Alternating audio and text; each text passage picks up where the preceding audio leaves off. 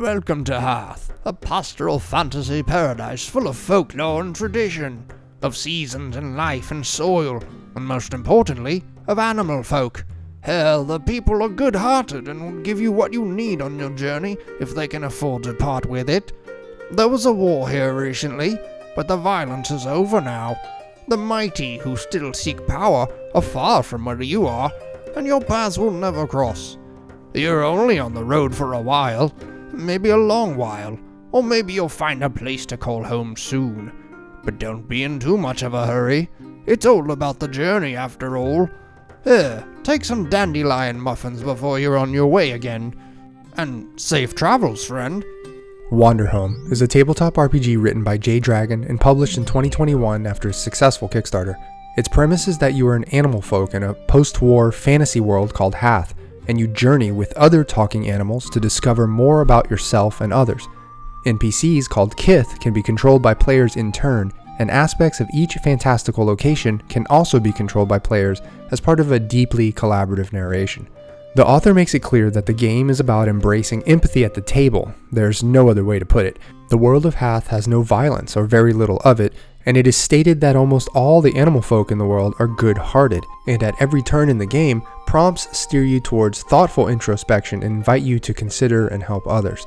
With this in mind, there is no meaningful comparison of this game to Mouse Guard or even Ryutama, both of which have a high cuteness factor and some heavy journey elements, but also have battles. Problems and moments of dramatic tension do show up in Wanderhome, but so much of it has to be generated entirely by the players of the guide, and if you play in the spirit of the game, those problems will never be solved with violence. The author credits the game's central mechanic to Avery Alder and Benjamin Rosenbaum's No Dice, No Master or Belonging Outside Belonging engine, as well as some other inspirations. The only point economy you have is the tokens. How you earn and spend tokens is the beating heart of the game in some ways. You generally earn tokens by sacrificing something of yours or contributing an awestruck description of the current fantasy nature scene, and you spend tokens to solve situational problems or help someone in need, among other things. Each of the 15 playbooks in the game, as well as each of the location themes or natures, have more ways to earn tokens, but roughly speaking, you get a token for suffering somehow, and you spend a token to have it your way in some way. I did notice throughout all the actual ways to earn tokens that there are a number of cases where earning a token requires a trivial PC action, such as pausing to rest for a moment, or in the case of one nature, merely saying "get out of the way." I think ultimately this just means that the tokens aren't meant to be taken too seriously. There are 15 types of animal folk you can play in the game, each described across 4 pages. They're not at all limited by animal species, and in fact there is no boundary between species at all. Herbivores and carnivores live in harmony somehow, and there's no animal racism. Well, except for bugs. The bugs are relegated to domesticated animal status. Each playbook essentially embodies a psychological and occupational theme. For example, the caretaker is one who looks after small and forgotten things and keeps as company a coterie of tiny gods.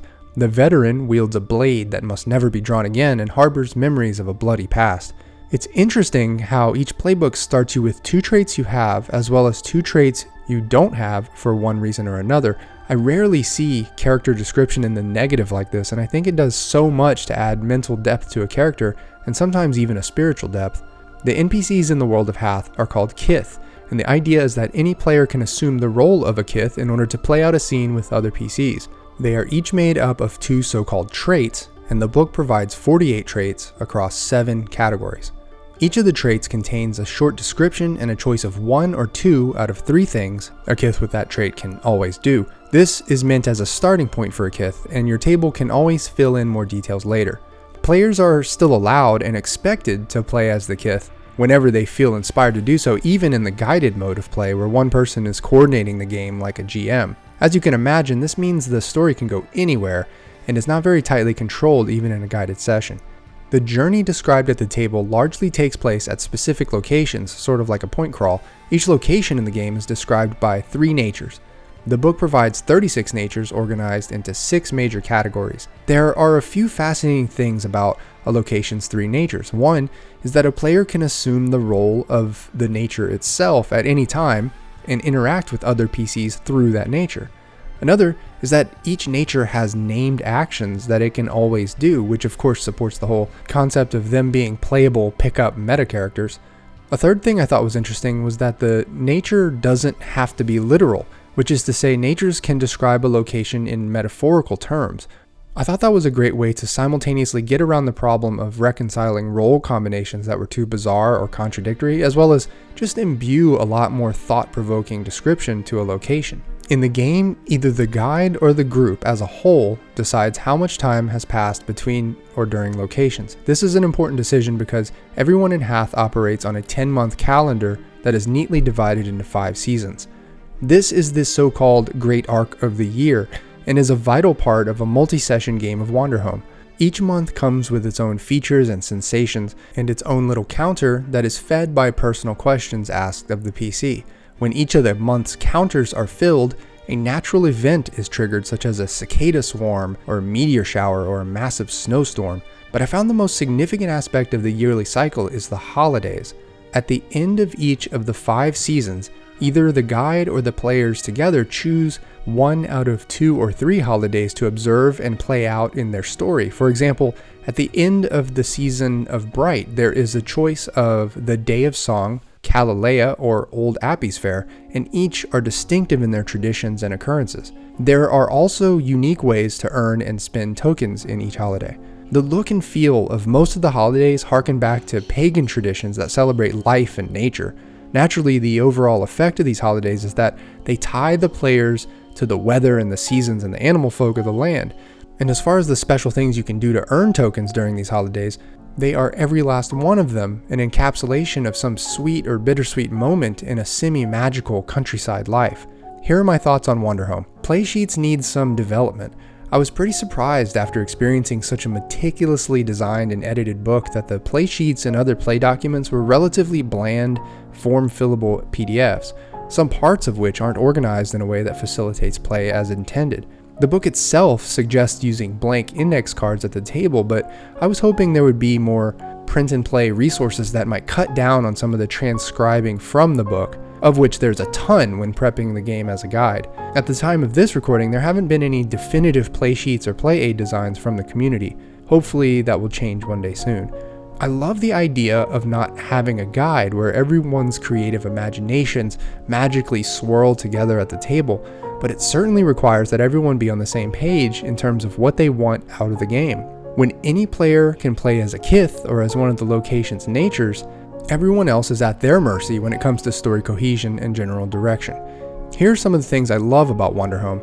Truly peaceful theme. Like I mentioned before, this game is about empathy in virtually every direction. Whereas most RPGs out there are about kinetic, visceral, scarring encounters as a means to fulfilling an end state, Wanderhome takes place in a world where the scars have healed or are trying to heal, and there is no end state. Instead, there is only the journey and the constant ebb and flow of tokens that signify the refreshingly non-bloody give and take of a peaceful pastoral existence. Rules light. I think it's official that this is the most rules light RPG I have reviewed thus far. I love games that have as few mechanics as possible and still retain the things that make them unique or fun. And mechanics-wise, Wanderhome is stripped down past the bone. It comes about as close as it can to being mere group storytelling without losing its identity as a game altogether. Art and layout. The animal folk illustrations and scenes in this book are mostly phenomenal and occasionally breathtaking, and the restrained, curated look of the text on each page fits perfectly with the tone. Also, a couple of bookcraft elements that I appreciated in particular were the artist directory for each illustration in the book, and the colophon at the end explaining the origins of the typefaces used. If you read enough self-help and books on Eastern thought about the path to happiness, you'll keep running into the notion that in life it's not about the destination, but rather about enjoying the journey. Wanderhome is a game entirely focused on building a world from moment to moment on a journey of seasons and wild mystical places. Each PC's journey is not infinite. They can retire or find their true home or die or otherwise find an end to their path, but that essentially takes them out of the game. The game is the journey, period. I'm pretty sure I've never encountered a game like this where the journey itself is not only isolated from an endgame, but purified with non-violence and blessed with inspired stylization. And in the end, it all ends up being a reminder of one of life's great lessons. Thanks as always for watching. This is Dave signing off. See ya.